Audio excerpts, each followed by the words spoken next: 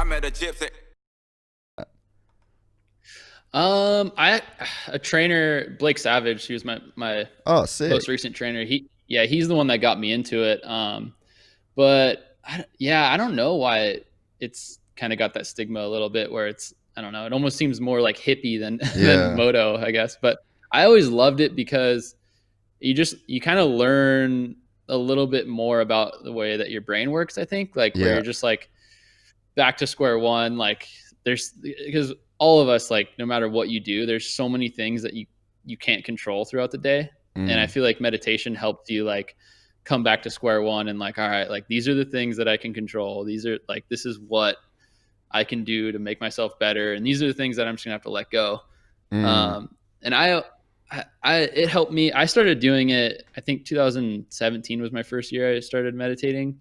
And I use guided meditation, which I mean, it's easy to find that online, but I use an app called Headspace. That's super popular. I'm sure a lot of people have heard of that, but just to be able, like I said, just to get back to square one. And then like, it helped me a lot in injuries too. Like every time I was injured and I was kind of on that panic of like, oh, like what event do I have to get back for? Like how soon, like what's my timeline look like? You have so many questions, and it's really, like I said, some of it you can't control because sometimes injuries take longer. Sometimes they, you get lucky and they don't take as long as they say. And it was just easier for me to like slow down, let the future come to me kind of thing. And then like when I had my big injury in Tampa, when I broke my pelvis and my back, like that, I was like, so just in a shitty mind space for a long time about, like I couldn't get this idea out of my head. Like, fuck, if because the bike is what broke me, like I landed on the ground, the bike hit me. And then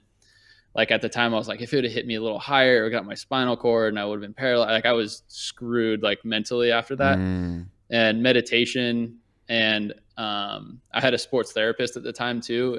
And she helped me a lot. And I think that's another thing too. I think people don't really like we have like, especially as a racer, you're like, okay, I got to ride. So I need a riding coach. I got to train. I need a trainer. But then the last missing link, other than, a nutritionist, is your mental space. Like what can I do? How can I have another advantage? And that was sports therapy was like, just like learning, because we have a lot of bad days too, where you're not the fastest at the track or something like that, where you need to really search for like the good in everything. So like meditation and mental therapy was huge for me. And then it was even bigger after my injury, where I really needed like somebody to, I was worried actually when I first got hurt that people were going to tell me like, you have to race again.